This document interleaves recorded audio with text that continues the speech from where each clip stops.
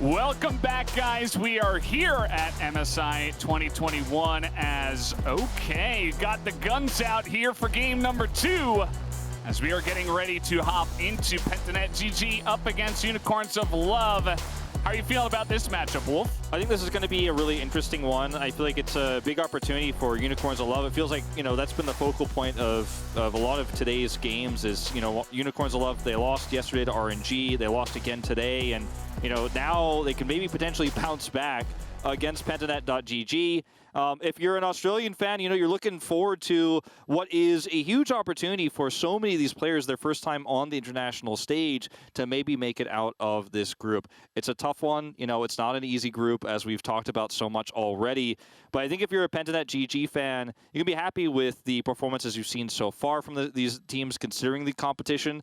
And also the kind of fun attitude these guys have had on stage throughout the beginning to the end of where we've been so far here in MSI. And they're doing a little huddle right now and getting ready and set up for this game. But it is a tough matchup, you know. I definitely favor Unicorns of Love going into this. Yeah, it's going to be pretty interesting. Always good to see this, of course, as you mentioned. You know, it's not the easiest road whenever you come to an international tournament for any team. And you can see they're just trying to get their heads together and maybe pull off the craziest turnaround here in Group A. We'll see if they can pull it off here. Bunch of great guys, and we'll see if they can make it work. But yeah, we're going to have to see how this game does go, especially with Unicorns of Love coming off the loss against RNG. And it wasn't just any loss. It was quite the quick stomp there, ending at about 24.5 minutes.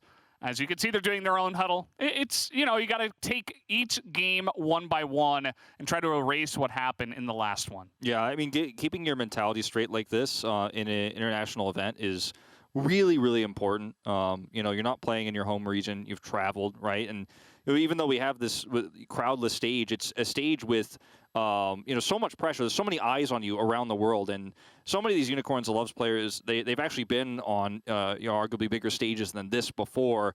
But it is a tough loss. You have to shake it off. You have to sit down, put the headset on, and play your next game. You know this was going to be arguably the easier of the two that you play today. So stay focused. Come and play the game that you set to play, the game you practiced for, the game you scrimmed for, and get out of this group and hope for greater things to come.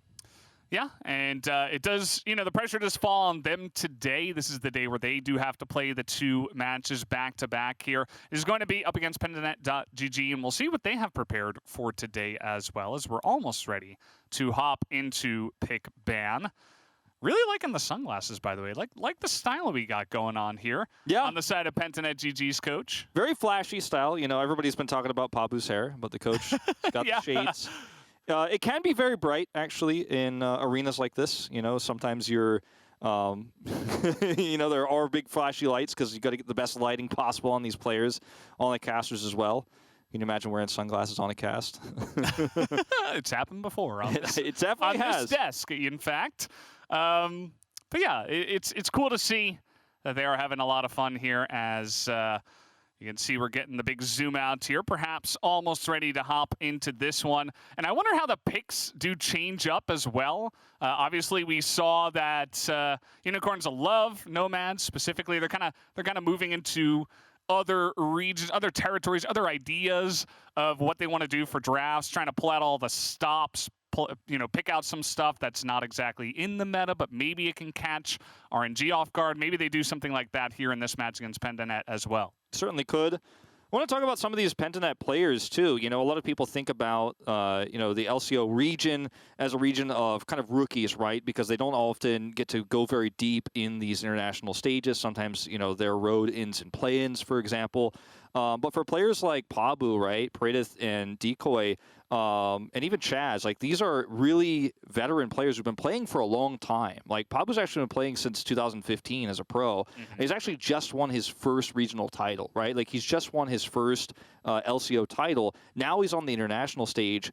And I think that, you know, even with the struggles that have happened so far in this group and how it has been a tough road thus far, I think you're proud if you're a big fan of these players for with the journey they've taken, right, and the path that has gotten them to this international stage. And it's not over yet, right? There's still a chance to get out of this group. There's still a chance to make that miracle run happen. And a lot of these pros have lived for this moment. So I'm very, very excited to see what they have. Yeah, so guys, legal officials have confirmed an issue getting a player into the lobby. They've resolved the issue. We will be into picks and bans shortly, and actually it looks like we do have it ready to go. So as you guys can see, we are going to have Unicorns on Love on blue side this time around. Pentanet GG will be on the red. We're starting off with the same ban here that Tristana will be taken away. Tristana taking away, the Rumble removed. Unicorns Love not going to be playing against that one again. Taking that one away straight off the bat. And you do see the Nocturne taken here. The Varus, you know, Pentanet GG watching that last game, where you did see the priority on these champions from Unicorns Love. So not a shocker here whatsoever. And we do see the kind of odd Lilia removal here, targeted towards Pabu. Did play it twice in the LCO, so in playoffs. So very much a champion he likes to play and has been playing in this meta. And Udyr will come through here for AHaHaCiK, and one of my favorite champions. I know he's very, very much simple in terms of his execution, but I think the depth in which you can use an Udyr at the highest level play is great, and he's picked it even over the Morgana that Pabu now is able to pick up. Yeah, that's the thing, you know, some of the question marks have been in here for the Unicorns of Love tonight in terms of the pick ban, and, you know, giving a lot over to RNG in the last game. This time around, they're going to prioritize the Udyr over the Morgana, and that's a move that a lot of people will kind of, you know, shake their head and wonder, you know, what's going on with that one. But it just seems like AHaHaCiK wants to go for this pick instead. Maybe he feels more comfortable on this one. We also do get the first pick Gnar on red side, that is, going over to BioPanther. So immediately, Boss will respond with the Jayce. And it would be pretty aggressive of Unicorns Love to take away Chazz's Ahri here this early on in the draft. Maybe even a shout out there with the hover. They will take away the Kai'Sa, which I think is a much stronger pick in this case. Oh. And Chazz responds. Chazz responds with the Kassadin hover. A lot of love being shown in this draft, but I do like the response. Oh, don't even think of it. I do like the response of the Jayce to this high priority Gnar, and one of the reasons why, you know, in our region we see Gnar picked a lot later oftentimes is because there are a lot of great responses in this meta, Jayce being one of them. And the Samira is locked in. Didn't think we'd be seeing a whole lot of her in this tournament, Valdes, with the nerfs that she's received. She did get buffed back up a little bit recently too, but it's a hard time to be Samira with the changes, you know, to her ultimate. It's hard to survive those team fights and actually get the bang for your buck that she's given, you know, around release. We saw early this year. Yeah, for sure. I guess just with the pool that was left available, you know, the Varus and the Tristana already taken off the board, they just say, well, let's go ahead and throw the Samira in this time around, as the Kai'Sa, of course, taken here for Lodik in this game. As now we're going to go ahead and ban a bunch more supports. So the Braum and the Rel will be taken off the board here.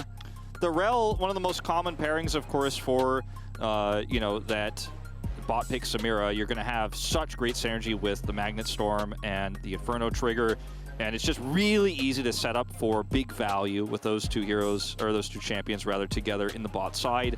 And when you have an oppressive stun like that, she's just very powerful in general with a composition like this that does want a team fight, right? You have the Gnar, you're looking for those really powerful engage 5v5s. You don't want something like a Rel to be able to make that all the easier.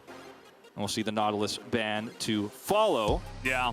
And it's pretty interesting because Decoy, definitely known as a support that he loves to play engage supports, but a lot of them are already taken off the board, right? So what are we left with here? We have the Rakan, right? But we haven't really seen too much of him in this tournament for a pretty good reason. They're hovering the Swain, and now the Galio. I think the Galio actually might not be too bad of a choice, but actually there is the Rakan. So Decoy this time around gonna be hopping back on the Rakan. He was actually 3-0 in the LCO, so bringing out a pick that he hasn't lost on just yet. That's a really strong pick for Decoy, but I do have concerns about how well it's going to be able to function around some of these objective fights, right? In our last game for Unicorns of Love, they didn't really get to play any of those objective fights on their terms because they were, of course, just so outclassed by RNG. But in this game, when you have vision control almost guaranteed with the Udyr, it's going to be hard to set up for big flanks, you know, with this pick. So I'm a little bit concerned about how much the Rakan is going to be able to get done around those objectives unless Pentanet GG have a pretty big advantage to start things off. Will be the Galio coming through here now. Against it, pretty solid disengage tool, and could be very good against the Gnar. Oh, I like that. It looks like Orianna going to round things out here for Nomanz. Yeah, in the mid lane, just kind of mostly ignored in terms of the bans here. We did have the Nocturne coming out pretty early, and there's the Viktor. He was thinking about the Orianna, but switches it up last second to the Viktor. Already a huge amount of burst damage on the side of UOL with Jayce, Viktor, and the Kai'Sa to be coming out there. So we'll see if Praedyth can kind of stave that off here in this game. I'm curious to see what they are going to finish off their draft with, and it's actually going to be the Lee Sin going into the mid lane, you'd have to imagine here for Chazz. Definitely going to be in the mid lane here for Chazz, and it's a very aggressive pick, but the problem I see with this Lee Sin pick is if you want to play it aggressively, if you want to try to get advantages against this ranged Viktor, you're going to have to put yourself in a very vulnerable position against AHaHaCiK, who's going to be roaming around. He has a very easy gank setup here. Even with the Orianna, it might have been easier to get kills there, but with the Viktor, if you do kind of flirt with danger with this Lee Sin pick, you might get punished. You might find yourself falling behind early, and that is absolutely not what you can do with a composition like this that needs to be powerful in the mid game. When you're running the Lee Sin, if you're running a more scaling mid laner, you could be okay with a little bit more passive play in the mid lane against something like an Udyr, but in this case, I think you really need to get that early edge. You need to fight with those power spikes for Samira early, and this is going to have to be Praedyth GG controlling that early game, but you have to be really respectful of AHaHaCiK's Udyr here, and that's the big hole, I think, in their draft. Yeah, it'll be interesting to see. As you mentioned, it's not the safest kind of pick to come out here, as you see the eyes are given there through the sunglasses between the coaches. But yeah, it'll be interesting to see if they can actually pilot it this time around with the Lee Sin into the mid lane. Love this meta, at least. The fact that we can get Lee Sins in the mid lane. I'm kind of sick of Viktor versus Orianna every game. So to be honest, regardless of how this does turn out, it should be pretty entertaining to see if Chazz can kind of hold his own there on a very volatile mid pick. Yeah, it is going to be interesting to say the least, and we'll see how he performs, because if it is a great performance and he gets an early lead, you end up getting a position where he can fight very early, can help control some of those lanes. Then you have the Samira pick that's going to explode when she hits level 6, and later on when she gets her Infernal Shield Bow online. Or Immortal Shield Bow, not Infernal. Depends on who you're talking about, I guess. That Infernal Shield Bow she's always getting. So we'll see how their mid-game shakes up. Obviously, the Gnar is going to be great for late-game engages, but feels like there's a bit of an identity problem between the top part of this draft and the bottom. Yeah, so coming in here, Unicorns of Love, of course, on the blue side. Praedyth GG still looking for their first win. The only win that the Unicorns of Love do have, of course, was over Praedyth. So seeing if they can, double that effect at least. And this group isn't over for these two teams, at least. We were seeing in the interview with Ming, of course, that RNG now 4-0 in a group with 3 teams. They're on to the next round, right? You have to get top 2 in your group to make it. So with that, they basically secure it. But for these two teams, anything can happen. If Praedyth GG come out here with a win, they're going to be tied up. And then it's really anybody's game for who's going to get that second slot in Group A. Exactly. So that's, if you consider that RNG has already gone 4-0, the wins that you're going to get against your opponent here for either of these teams are so much more important. Great trade here for Boss. But yeah, these are the matches that are the ones you absolutely have to win. If you steal a win against RNG in your remaining games, more power to you, but tougher to do. As Jayce ends up being obviously a very strong counter pick to the Gnar, can bully him in this early part of the game, as you're seeing here. It's a champion that's one of the reasons why a lot of teams will not prioritize Gnar this early in the draft, because it's just so easy to respond. You and I, as LCK casters, we didn't see a lot of first pick Gnars. There were some teams that would do it when they were very confident in their top laner to play in certain matchups. But we have so many powerful carry top laners that can be a little bit risky in our region, at least. And you see that BioPanther tries to pull it out already. Boss, obviously a great laner in his own right, is looking to put on the pressure, as he should in this matchup. Yeah, Boss himself plays a lot of Gnar, so definitely understands the matchup very well, and might be part of the reason why they prioritized it early. Just want to guarantee that they'd have it themselves. But obviously, you pay the price, in terms of this early game matchup in the lane. And, in terms of clear speed in the jungle, very few can actually... Oh, Chazz. He's looking for it. I mean, the early game trading from the Viktor is not going to be easy for the Lee Sin to handle. Obviously, his second W can help him get a bit of that life back, as getting a bit of an invade now onto Pabu's level 3. They're going to have that blue reset as level 2 Kai'Sa comes in alongside of Santos on the Galio, and is able to get that reset off at least, as the Morgana always loves to put these two camps together and just AoE them down. That will also, with this priority, allow AHaHaCiK to come in here and pick up the Scuttle Crab very early on. Forcing Decoy to dash away there and only get a ton of value out of this, just the Scuttle Crab. It could have been much worse for Pentanet GG. They handled it pretty well.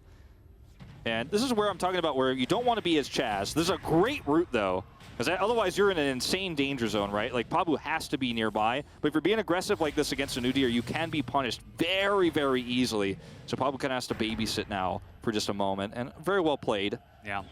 I like kind of the game that's being played right now. It looks like a 2v2, it looks silly, but actually what's going on, he's trying to push as fast as possible to secure the top scuttle, right? They want to make sure that Chazz has the prio with the push, with the help from the Morgana, so that the two of them can rotate over and secure the scuttle for Pabu and for the team. So they're able to do that.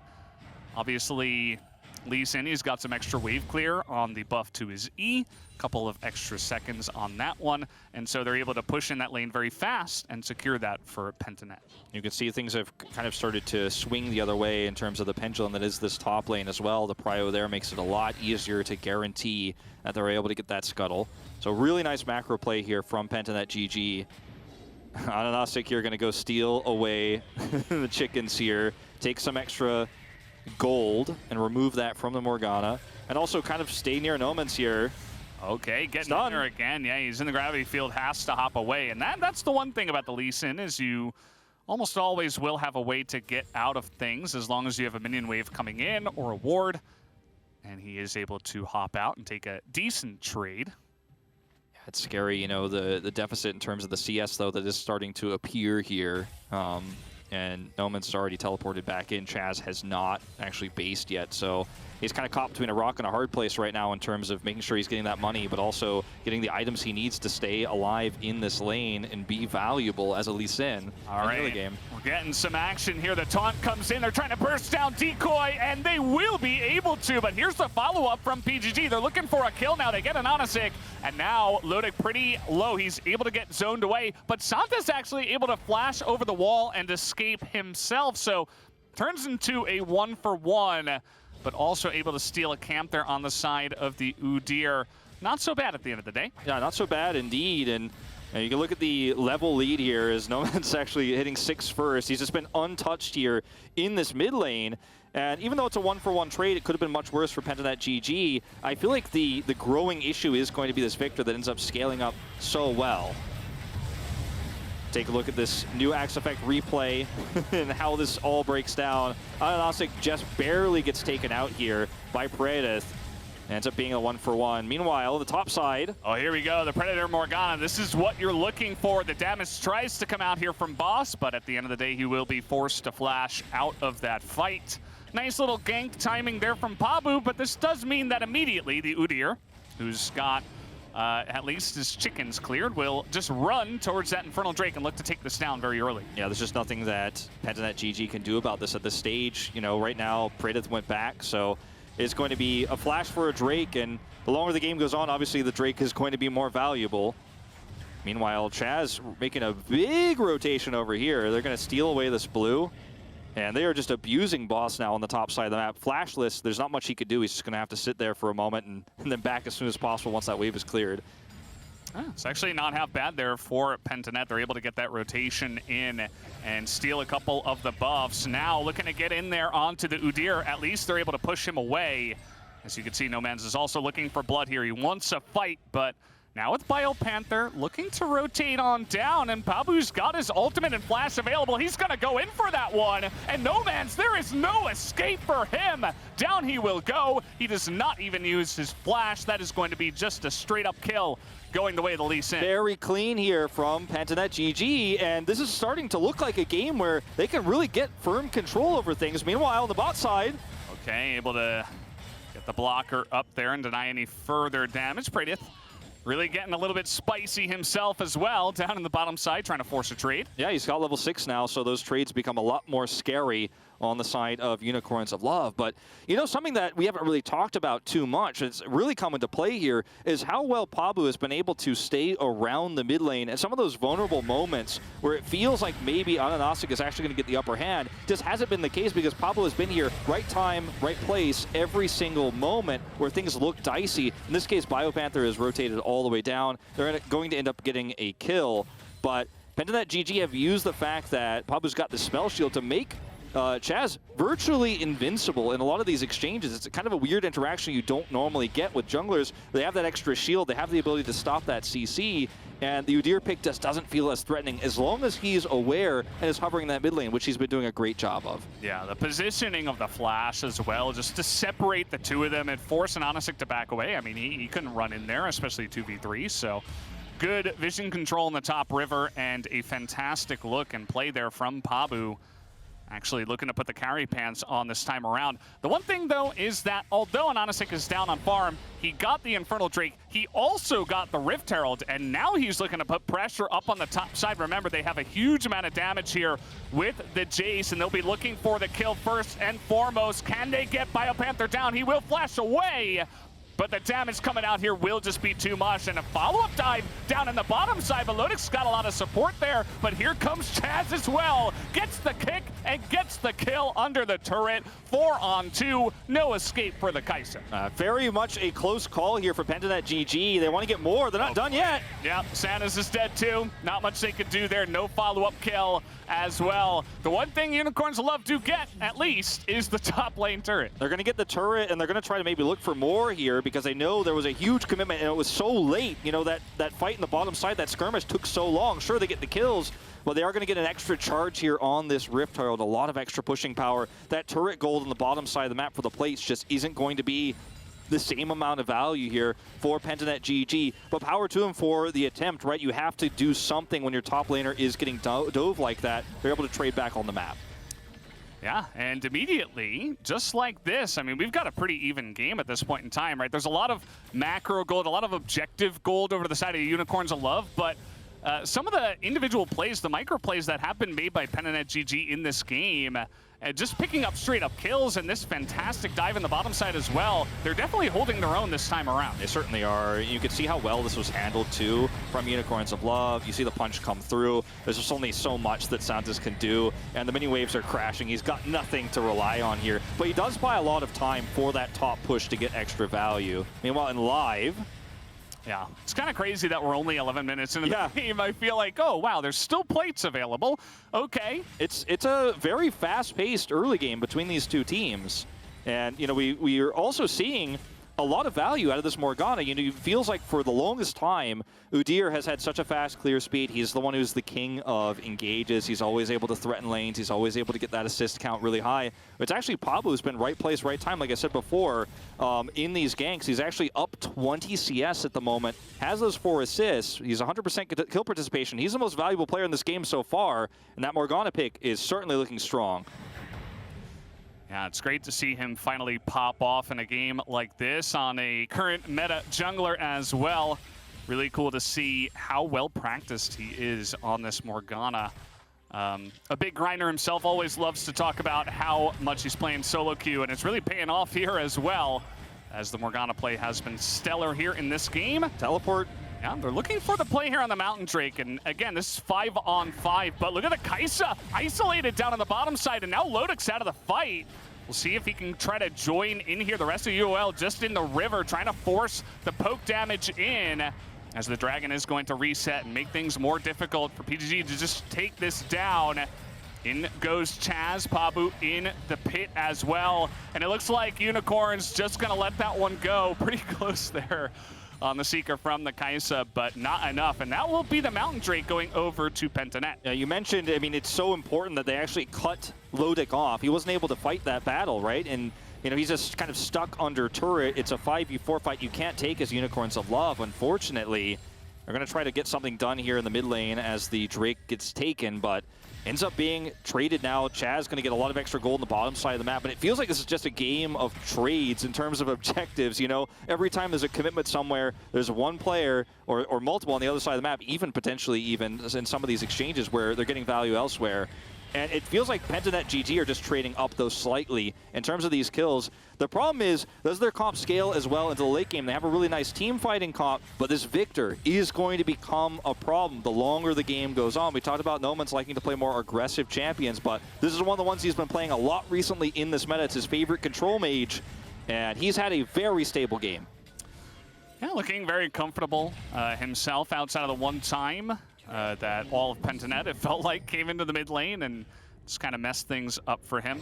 And AHaHaCiK has been relentless on the counter engage, or the the counter jungling essentially, yeah. Right? He's getting and he's stealing as many camps away as possible from the Morgana, because as the Udyr, you have so much movement speed, you can kind of just dodge that first binding and just kind of get in the face of the Morgana and say, yeah, these camps are going to be mine. So he's been looking for a lot of those plays.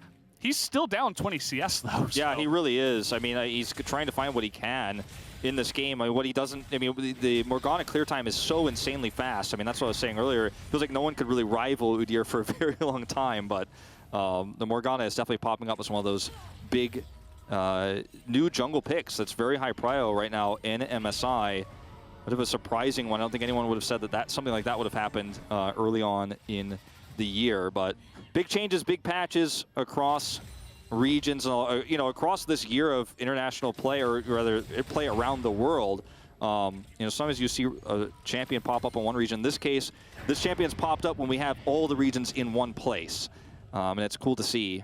And Pabu is doing great on it so far. You know, he's made such a huge impact for Pentanet GG just with his game sense, being at the right place at the right time, and really helping Chazz out in this mid lane. Yeah.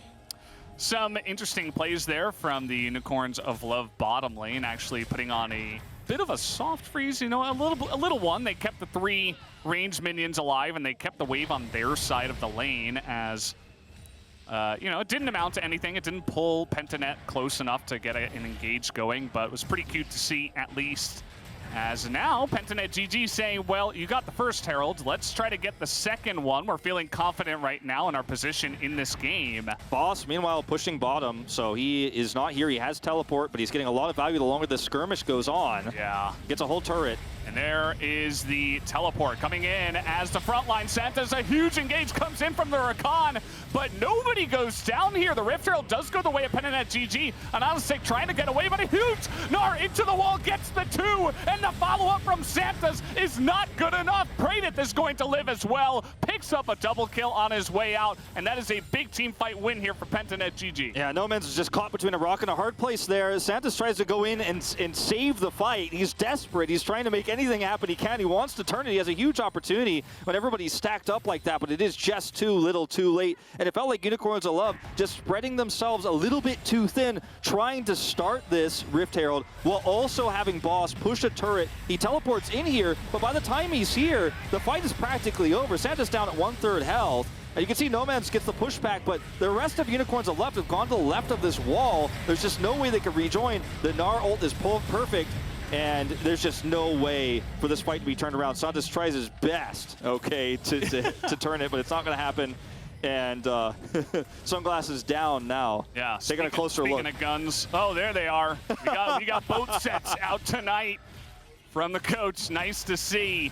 And he's got to be really happy. And keep in mind that whole engage began with one small binding, right? Comes in, locks you down for what feels like an eternity, basically was, and Santos just has to flash away. Doesn't really get much value on that Galio. And now AHaHaCiK is kind of all alone here. He's going to get engaged on by the Rakan, and the ultimate will come in. The Inferno Trigger comes out, but he will survive. And so you don't get the kill, but at least they push him off the turret, I suppose. Yeah, I mean, Chem Tank's still very good. He's still able to get out of there. Lives with a sliver of health, and unfortunately this kind of neuters the entire game plan of Pentanet GG. They grouped up looking for a pick and looking for that Rift Herald getting insane value. Doesn't happen. And in fact, it's actually Nomanz who gets a lot of damage done on the top side of the map for free. Yeah, at least they do get that Ocean Drake, so even if they don't get the kill, they push away the jungler and pick up the objective. As you mentioned, I feel like Nomanz response was really great. He said, well, there's not much doing about that, Drake. I guess I'll just try to get some value elsewhere on the map, and he's just trying to get as farmed as possible. But you can see the enemy mid laner at this moment in time has a bounty. He's 3-0-3, and this Lee Sin is getting pretty scary in this game as well. Yeah, I mean, Lee Sin later on in the game is going to be very terrifying in terms of what he can do well, on a flank, or if he can isolate a target, right? Somebody gets bound or caught by Gnar, you know, Lee Sin can kick them away. You can get a burst kill almost instantly on basically anybody who is on this side of Unicorns of Love, right? Anybody who gets caught with that amount of CC. But the scaling in terms of the damage that Nomanz is going to have in the late game fights is pretty insane. We saw he was actually, I think, the #1 damage dealer in that last fight on the Herald. Imagine if he's given space to do that consistently. I mean, look at what damage he's doing right now. That's where you really need to be afraid as this game goes longer, is that scaling power, because you're not always going to get the perfect engage with the Gnar, right? You're not always going to have that fight where Unicorns of Love are split between a Rift Herald and a teleport coming in from boss. You're not always going to have those ideal situations. So this game gets harder and harder the longer it goes on for Pentanet. Yeah, we'll see if they can use the carry power they've got in their pockets so far to make something happen, as Chazz is trying to get in there and Boss just shuts him down. Just like that, picks up the extra gold and sits him down on the bench, says, you cannot kill me, I don't care how fed you are. Yeah, that was definitely an exchange that you don't like to see if you're a fan of Chazz. You know, ends up looking like maybe he can just 100-0 there, but it's not going to happen. Boss trades it back. You could see Boss on camera there for just a moment, almost looked puzzled. The fact that that would happen, very calm and collected after he gets the kill. Pabu, nice route there. Should get him out of here. Not necessarily going to save his blue. He's going to need teammates for that. He's got that Predator rolling, but he's not able to move in and get the smite down. Actually, it was on cooldown for another 2 seconds. So, again, this is kind of the never-ending onslaught right now from the UOL jungler, as now they're trying to actually just kill Pabu here. He doesn't even have a stopwatch, so he has to flash away from that one. And that is going to be another nice win there, at least for the mid and jungle duo from Unicorns of Love. Yeah, I mean, getting a flash like that is actually pretty huge. We're going to watch this fight once again. Both level 12, they take the blast plant together, but you can see Boss just has way too much burst between the two forms. Yeah, just a miscalculation there from Chazz. Yeah, I mean, you can see his items, and I would assume they were finished at that time of the fight. I mean, it's Eclipse and the Mana Moon. You're going to burst down anybody, and you take a look at the items of the Lee Sin, he's got no armor. No armor. It's basically a wet piece of toilet paper in that fight, and it kind of looked that way by the end of it. Even though he does a nice amount of damage himself, it's not quite the same. Yeah, I mean, it's just unfortunately what the Eclipse is going to do for you in that situation. And I'm starting to be a little bit concerned about, you know, some of the tools that Pentanet GG are going to need to use to set up for potentially picks in this fight, right? Like, the longer the fight goes on, as long as Nomanz is alive and able to do damage, as long as Boss is able to poke and chip away, it looks like the team fights should favor them unless there's a great engage, unless you see that binding, which is going to be harder to pull off now that Pabu doesn't have flash, unless you see that really great Gnar ult coming through or a wallop into the wall. There are ways where this goes well for Penta GG, but it's going to have to, a lot of it rely on vision control, and that's so difficult to make happen against the Udyr. He's actually down in vision score right now in this game by 10. Very rare to see a Udyr down on vision score, but Pabu has been, like I said, MVP. Still 100% involvement in kills here, 7 for 7. It's pretty cool you mention it, because it's kind of like everything the Udyr is supposed to be good at, you know, vision control, farming, clearing out the jungle. He's losing a lot of those aspects here in this game, so I suppose at least he's taking enemy camps, but that's not quite enough to catch up here. But still, Unicorns of Love enjoying a bit of a lead. Obviously, some of that macro gold they got very early on, and some of the extra turrets that they do have in this game are helping them out. I feel like their CS scores are much better as well when you do take a look at them down at the bottom. Yeah. So they have been able to shore up a lot of that gold. Pabu going to eat a huge amount of damage here. He does have a stopwatch now, which is actually huge for how he can engage with his ultimate. Obviously looking for bindings too, on a little bit more vulnerable locations without a flash. I think it's a huge pickup for him. Okay, trying to get on top of BioPanther here, but you can see he's trying to go Mega Gnar, but can he make it? No, he can't. He gets lasered down, but a massive ultimate does come out here from Praedyth, but it doesn't look like it's enough damage. Trying to get on top of the Udyr. They do get the double kill, and that's going to be the triple, actually. Ends up being enough damage at the end of the fight, and that's going to mean they're going for the Baron. Yep, might not be able to get the big Gnar engage you're looking for, but your composition certainly has that burst where it counts. And this is a 7-0-2 now. Praedyth, who actually has his Immortal Shield, has got his Collector. You have the ability to get those executions in the team fight. This is what Samira is great at. This is the type of team fight that Samira is always looking for. It's the dream for a Samira. You don't always see those, you know, in the later parts of our 11 patches right now in professional League of Legends, but every now and then you have the perfect fight. You know, BioPanther here, unfortunately trying to get his bar, is unsuccessful, but watch Praedyth in this fight. He's untouched, completely unaffected, is able to just, for free, press his ultimate button, and then he's able to clean up house. I mean, nobody's on him until it's too late. Yeah, I mean, a fed Samira who has a hard engaged support, who, by the way, Decoy got the two guys in the front and just locked them up for way too long. They were not able to lock down the Samira, of course, because of the Black Shield as well. So, you know, the Morgana from the jungle farms really well. It's able to provide some really great ganks early on with the Predator especially, but also can just keep your AD carry safe for any carry that you want to. And it's pretty insane what this champion does offer right now to League of Legends. Still 10 for 10, Pabu, in this game.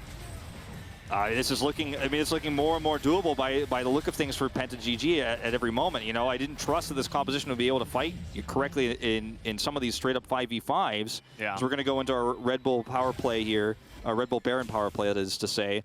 Let's see what they can get done, because Pabu has been so good at setting up these bindings, forcing Unicorns of Love to react, sometimes forcing out summoner spells.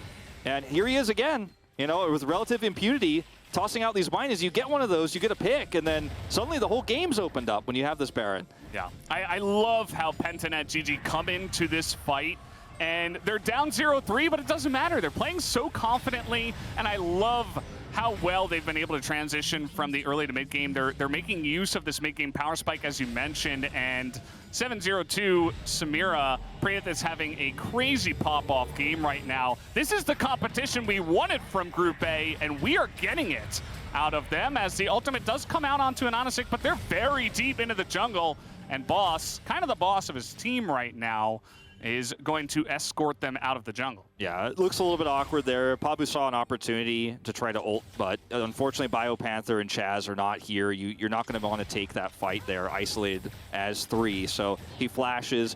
Again, you know, last time he used his flash, I thought, okay, well, it's going to limit his options, but he's still been where he needs to be at every single time, so he's becoming a lot more survivable with this build that he's going for. He's going to have his Zhonya's eventually, which is going to be really strong, obviously, for some of the engages. And it feels like with this player, he's got such a good sense of where to be and when the fight is going to happen and where he can set up for these bindings. He's always on the cusp of getting caught, getting picked, but he's tossing the bindings out, gets away safe. In this case, even flashes away. And yeah, it was a misplay, and he does lose his flash, but that kind of proactive play is maybe going to win you this game if you're Pentanet GG, 10 for 10.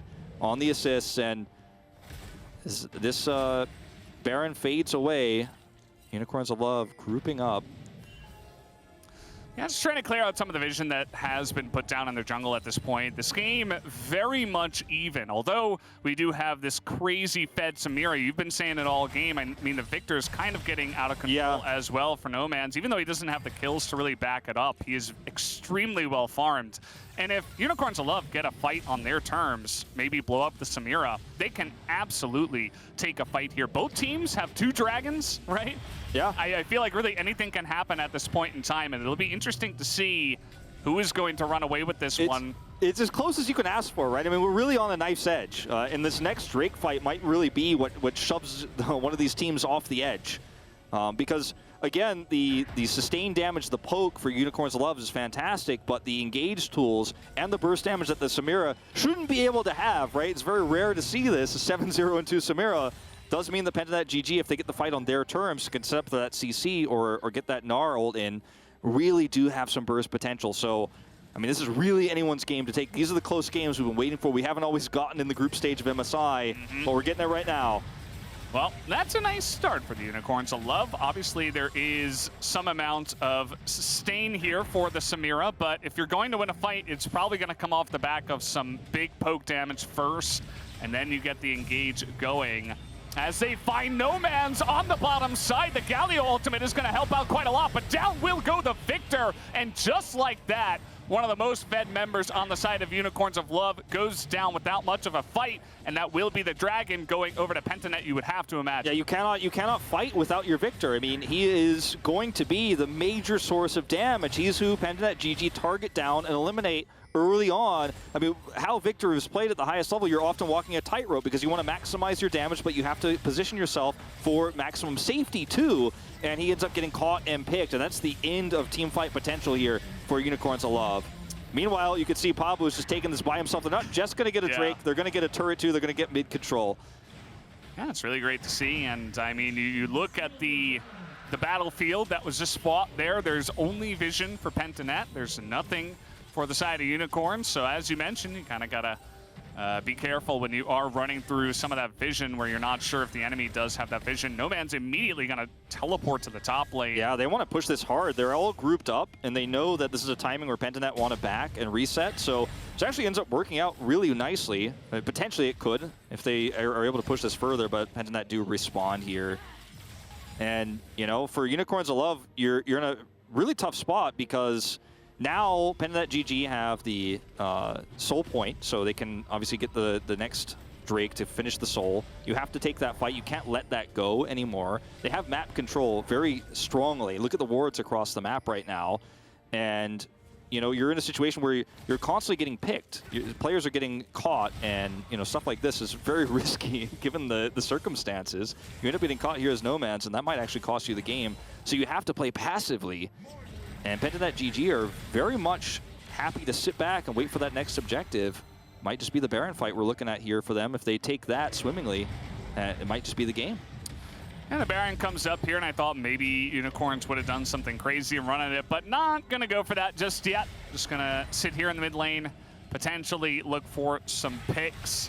And you look at the tools that they have in their toolkit here, the champions that they did bring into this fight. I mean, you think about the Galio, and it's like, yeah, I mean, he's got some potential for engage, the Udyr as well, but it's a couple of champions that just need to run straight at you and kind of make it happen unless you get a crazy Galio play from out of vision. But as you mentioned, they don't really have vision control right now. Udyr's not just going to run at you and get an engage going, so it does feel like the ball is in Pentanet GG's court, and they're doing a great job with it. It's really, really nice to see them play from ahead because we haven't really got to see that too much so far here in this MSI, and I'm liking what I'm seeing so far. Yeah, I think it was, oh, hold that thought, BioPanther out in the middle of nowhere. Trying to make this engage. They're really trying to force that engage. They are going to get the flash out of Boss, but that is just about it. This is the fight you want. Yeah, okay, trying to get the flash down now. Again, this is how they have to engage, but the sun does come down onto the Gnar. And now Pabu trying to make the play in that backline. They take down Boss, and Praedyth is just so massive. Does crazy amount of damage in that backline. And there is no way for anybody on the side of Unicorns of Love to take him down. What a tough day of League of Legends for Unicorns of Love. I mean, they saw blood in the water. They saw an opportunity. They went for it. And it was a really nice stopwatch there from Pabu. He goes golden. He survives. The damage output for Praedyth is just too much at this stage of the game. And it looks like Unicorns of Love are going to go 0-2 on the day here. And this group just got a whole lot more interesting. They're both going to be tied up 1-3. And Valdes, this is our closest game so far here of the night. I'm hoping for more. But what a fantastic performance from Pabu in the jungle. 15 for 15 on the kills there, 100% involvement. And this was the kind of game you're looking for if you're an LCO fan. Really great to see that they finally kind of turned things around. And you should be extremely happy if you are a Pentanet GG fan. I thought that, although some moments in the early game were a little bit shaky, they were able to really solidify there in that mid-game. As you were pointing out, Wolf, before the game even started. So really making things interesting here. Pentanet GG, just, you know, elated. They're so happy after that win. They finally get one under their belt here on the MSI stage, and that has got to feel amazing. Yeah, I mean, they just defeated a team that has so many of their players have gone to 3 major international events, right? Like I mentioned, Pabu's been playing since 2015, just won his first domestic title, and now he's defeated Unicorns of Love, who are a team that's kind of often put in the same tier as the Oceanic region. But he's able to take that win, has a great performance. This is a game I think he'll remember for the rest of his career. And it was a fantastic start for him on the Morgana. Yeah, I mean, that's one of the things about Pabu. He's got that X factor, right, where it's like, he's got a champion Ocean. This time he goes for something very meta, and he plays it to a huge victory here this time around. But guys, let's take a look at that team fight that led PGG to their first win at MSI in our Drive to Victory presented by Mercedes-Benz. Okay, everybody's gonna remember this fight, right? This is BioPanther, ends up getting caught. He's stunned. But look at the damage coming through. It's absolutely insane. Samira, very unlikely champion, right, to see at this high level of play, but she works so well with the Morgana, and Praedyth ends up getting 7 kills very early on in this game. Gets extremely fed, and every team fight they take from then on out is based on his damage, right? The setup is always there from the Gnar, from the Morgana, but Praedyth on that Samira just pops off. I'm losing my words here. Very exciting performance from PGG. And, you know, with them both tied up 1-3 now, it's hard to say who's going to end up getting out of this group. Yeah, pretty crazy stuff here in Group A now. But guys, before we do go to break, today we're checking in with Evie, who shares the favorite song of the LJL champions. Let's take a look at that.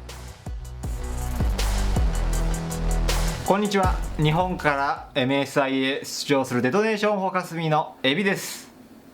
僕らが選んだチームアンセムはリサのグレンゲです。鬼滅の刃が好きなメンバーが多くてですね、日本でも大流行しましたので、この曲になりました。何度負けても何度くじけても前へ前へと進むその姿、かっこいい曲ですよね。試合に負けて落ち込んでる時とかに聴くと励まされますね。はい、この曲ね、めっちゃかっこいい曲なんで皆さんもぜひ聴いてみてください。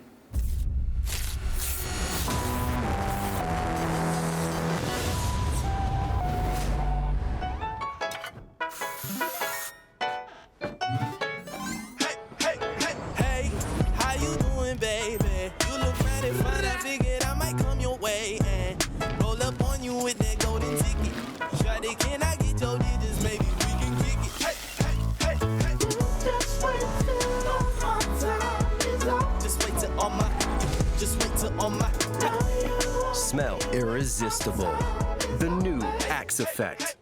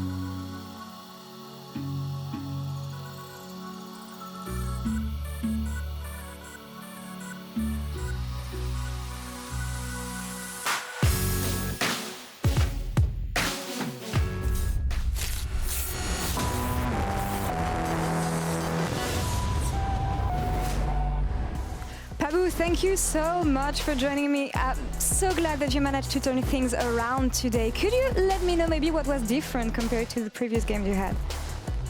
So when we came here, we hadn't been scrimming for a while because no one in Earth was scrimming, and we only had a few scrims here, and they were so volatile and they just all exploded, so it was hard to take much about draft. But as the tournament has gone on, we've learned about what we actually need to pick and how to make sure the games are playable, and we finally got a draft that we're super happy with. And you know, we had champions with crowd control, good amount of priority, like we can just go and we can play the game. Like we had tools to play the game, and so when we have those like engaged tools, we make good use of it and we could win for sure. All right, yeah, it's hard to get a good grasp at what the meta is going to be, especially when you don't know the teams and what they're going to play.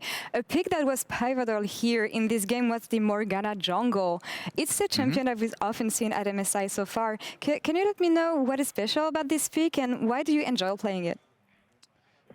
Morgana, her clear is just like obscenely fast, so you can make good use of that to get extra time on the map. Udyr is pretty fast as well, but you're still faster than him. And then also, it scales really well. And with a champion like Samira, Samira's really sad when champions can CC her and stop her ult. But if she can't have her ult stopped, it's a really broken combo for sure. She can just kind of go off. And Morgana also does tons of damage as well. She doesn't usually get as much gold as you do in the jungle, but because your pace is so fast, you have a lot of items and you become really oppressive in teamfights. You can always just flash ult and you blue smite and you just chase them down. And you kind of do everything that you need.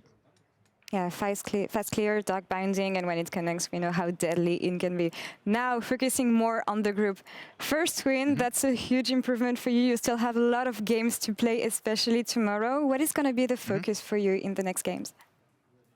We need to look at how we close out a bit more. It was a bit shaky, but it wasn't the worst. We just need to be better on pulling the trigger and making sure that we have just like a decent draft. We don't need like to win the draft necessarily. We just need enough tools to be able to play the game, because if we have engage, the like UOL, they will make mistakes and we can punish those mistakes. So we have to make sure that we can always go and, you know, engage when they step up, and that's what we need to win for sure. All right, it seems like you have a good plan here, focusing on tomorrow. Last question for you, Pabu. You have so many fans who are happy to see you again on the international stage. Anything you want to say to them right now?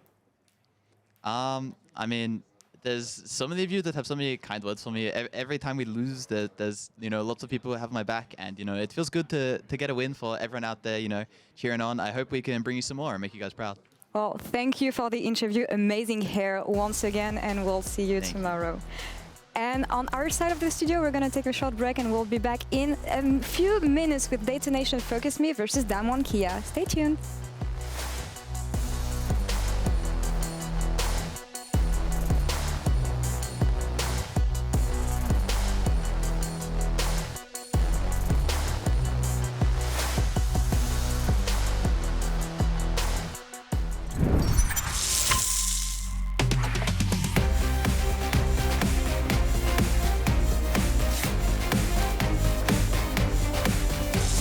Damwon beat Infinity at every stage of the game. The draft, the set pick, it is brilliant. It's Arya picking up the kill. It's killing spree there on the side for the mid laner. Heavy finds another on a Blabber here as well. And Detonation